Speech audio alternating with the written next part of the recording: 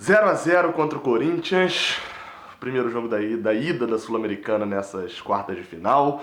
Um resultado que ele pode e seria considerado bom. Eu gostei do resultado, mas tem seus pontos preocupantes aí para o jogo de volta. Esse daqui é o vídeo de análise de Corinthians 0, Fluminense 0. Jogo válido pela ida das quartas de final da Copa da Sul-Americana, jogo lá em São Paulo. Eu sou Gabriel Amaral, esse aqui é o canal Raiz Tricolor. Não se esqueça de vir aqui embaixo, deixar o seu like. Finalmente acredito que nós estamos comemorando pontuação, né, comemorando o resultado. E, enfim, pelo menos nesse jogo do Sul-Americano a gente tem que jogar muito mais com a cabeça do que com outro tipo de resultado, né? Enfim, vamos falar, antes de falar do resultado, do que ele implica, né, para o jogo de volta, vou falar isso mais pro final do vídeo, vamos falar do jogo. O Fluminense entrou com uma escalação que surpreendeu muita gente. A única diferença para o jogo de domingo foi a troca de Yuri por Frazan, que era obrigatória, já que Digão não poderia jogar. Digão até ficou no banco, mas a gente viu que quando o Nino sentiu ali alguma coisa, ele não iria entrar mesmo, que Caio que foi para aquecimento. E a outra mudança foi a entrada de Nenê, que assim, dentro do esquema no lugar de João Pedro, a gente suspeitou que o Johnny ia fazer ali de centroavante, etc. Mas não, o que ficou claro é que o Fluminense entrou num 4-3-3 sem ter um centroavante fixo, né? Nenê começou jogando ali fazendo de falso 9, o Fluminense na marcação tinha uma linha de 3, duas linhas de 3, né? Era uma linha, a primeira marcando com Nenê, Johnny e se revezando, né? E Marcos Paulo pela ponta direita, e mais atrás uma linha com Alan, Daniel e com Ganso. Muita gente achou que o Fluminense ia ser muito mais ofensivo do que deveria. Eu acho até que talvez essa escalação não tenha sido tão problemática assim, não, pela forma como jogou. Mostrou também que muitos jogadores ali podem atuar, o Fluminense pode atuar de duas maneiras diferentes. Falando de como discorreu o jogo, o Fluminense começou o jogo bem, começou jogando melhor do que o Corinthians, só que tem um fator, né? A gente normalmente analisa, e eu aqui incluo nessa, a gente analisa o nosso time, né, o nosso jogo, só pela perspectiva do nosso time. Do outro lado tinha um time do Corinthians que tá acostumado, a piada em São Paulo é a piada de que o Corinthians faz jogo chato. A piada é essa. E aqui no Rio, na verdade, é de que o Fluminense anima a torcida, faz jogo muito legal e não ganha. O Corinthians faz jogo chato e ganha. Então hoje foi a fusão desses dois tipos de jogos, né?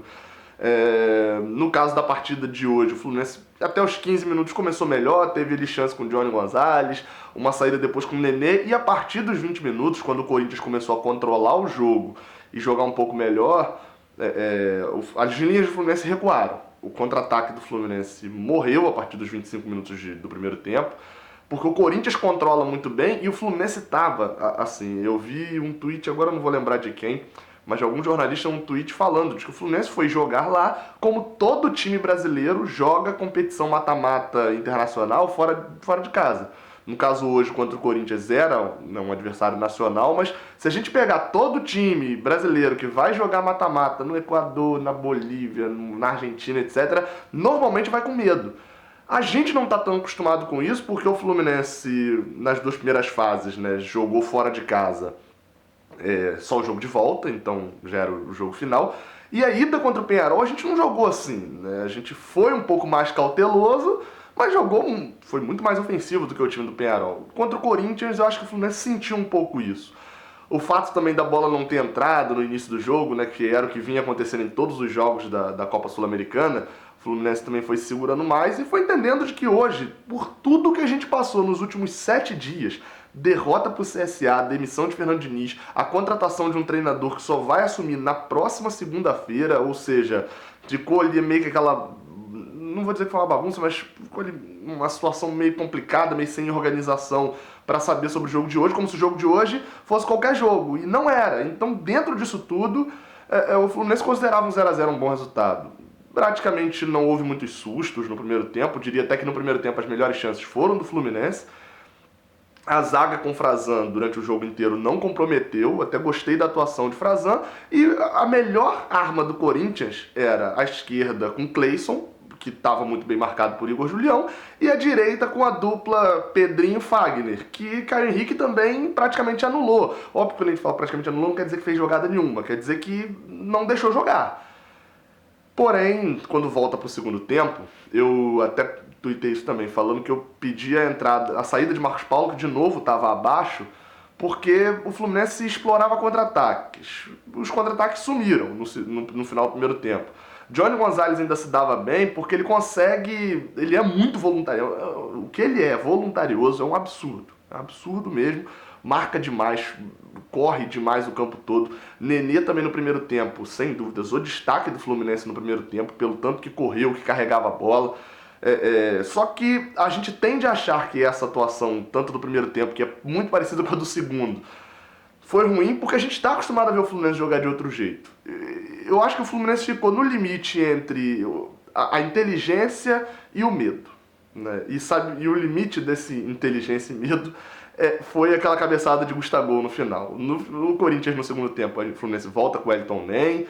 O Wellington Nem tem uma chance só de puxar um contra-ataque, sofre uma falta perigosa, mas não gera muita coisa. O Fluminense não é um time que assustou demais.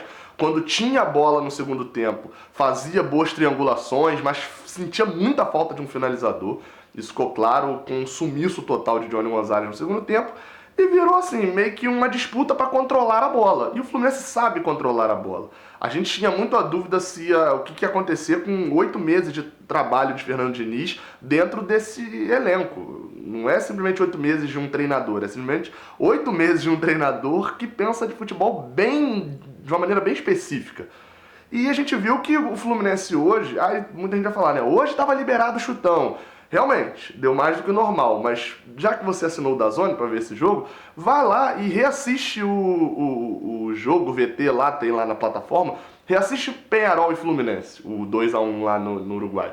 O Fluminense também deu chutão adoidado naquela partida, a diferença é que ali estava menos na cara, porque o Fluminense já tinha aberto o placar desde o início do jogo, fez o 2-0 também. Vale destacar, não tomamos gol, mas lembra que eu falei a diferença entre a inteligência e o medo? O Corinthians jogou melhor no segundo tempo, porque tinha que jogar, o Fluminense segurou o resultado, estava sendo ótimo, muito inteligente, mas a diferença entre a inteligência e o medo foi a cabeçada de Gustavo no final, a defesa de Muriel. Se o Fluminense toma aquele gol, enfim, tudo aconteceu para tomar o gol, foi uma defesaça, o mérito foi só de Muriel. Se toma o gol era medo. Como não tomou o gol é inteligência. Enfim, é a medida que um resultado impõe na análise do futebol. Impossível fazer análise sem o resultado na parada, né? Foi assim com o Diniz e vai ser assim agora também com o Marcão, enfim, e já continuando com o Oswaldo de Oliveira. Fluminense, no final das contas, não comemora, mas sai mais feliz do jogo lá em Itaquera, com esse 0-0. Porém, é a dualidade que eu já até comentei isso no grupo dos padrinhos lá do Raiz Tricolor. A dualidade do 0-0, que é, se você... não o 0-0 normal, né, mas o 0-0 com gol fora de casa. A gente empatou, foi lá, fez um grande resultado, a gente não perdeu pro adversário na casa dele, 0-0, um bom resultado lá em Itaquera, porém, se a gente anular o jogo de Itaquera, né, falta um jogo e o empate é do Corinthians. É praticamente isso, porque aqui no Rio, tirando o 0-0, todos os empates, né, todo empate com um gol, o Corinthians se classifica no gol fora de casa, quem vencer está classificado, ou seja, basicamente é isso. Jogo único e o empate é do Corinthians. Ou seja, o resultado é muito bom, foi muito bom lá, foi. Pensando em classificação, o Fluminense vai precisar jogar um pouco mais na semana que vem. O time hoje não levou gols, parabéns, muito bem, ótimo resultado. O último jogo que a gente foi dia 10, foi dia 10 ou dia 9 de junho, a última partida que a gente não levou gol lá contra o Flamengo. Ou seja, né, boa, parabéns por isso. E curiosamente, né, Frazan estava lá, quando Frazan voltou pra zaga, não tomamos gol. Já sabe aí qual que é o negócio. Agora, para se classificar vai ter que fazer mais do que fez hoje. Vai precisar fazer gols, vai precisar ameaçar o gol de Cássio. Isso aconteceu em poucos momentos, em sua maioria em cruzamentos sem finalização ou em chutes fora da área. Aqui no Maracanã vai ser outra história. O Corinthians hoje botou 37 mil lá no Itaquerão. Acho que com esse 0 a 0, enfim, a torcida dando uma entusiasmada aí agora, esquecendo um pouco esse resultado contra o CSA, a gente tem tudo para botar um público maior ainda do que eles botaram lá. O Maracanã tem capacidade para isso. Enfim, o jogo de semana que vem vai definir tudo. O jogo de hoje foi um jogo, até falei, foi um jogo mais tenso do que bom. Foi um jogo que a gente não via há muito tempo o Fluminense jogando, que é um jogo chato de ver, assim. Se não fosse o Fluminense, talvez eu não assistiria. Destaque do jogo nas notas que estão aqui embaixo, sem dúvida nenhuma. Muriel, muito seguro, tirando aquela parte em que ele domina, enrola para estar na frente e pega em Wagner Love. Aquilo ali poderia ter botado o nosso jogo, ruir o nosso jogo completamente, tirando aquela bola com as mãos, muito seguro. Ainda tô procurando aí alguém para fazer uma fusão entre Muriel e Rodolfo, para ficar com as mãos de Muriel e os pés de Rodolfo. Outros destaques também, as duas laterais do Fluminense, com o Igor Julião e Caio Henrique. A nota de Caio Henrique é maior porque ele teve mais pressão pelo lado dele, mas defensivamente hoje o Fluminense muito bem. E na frente, Nenê. Destaque Nenê e Johnny Gonzalez com uma nota 6 por causa do quão voluntarioso ele é. Com a bola no pé ele sumiu no segundo tempo e no primeiro tempo foi um dos responsáveis ele também por fazer várias tabelas, enfim. É um jogador que se destaca muito mais na raça. E hoje a gente precisou de jogadores que marcassem bem e fossem raçudos. Pra semana que vem a gente conversa aí durante a semana, já que não tem jogo final de semana, né? Então vai ter bastante vídeo ainda sobre o Fluminense e Corinthians. Saudações tricolores, até a próxima, valeu!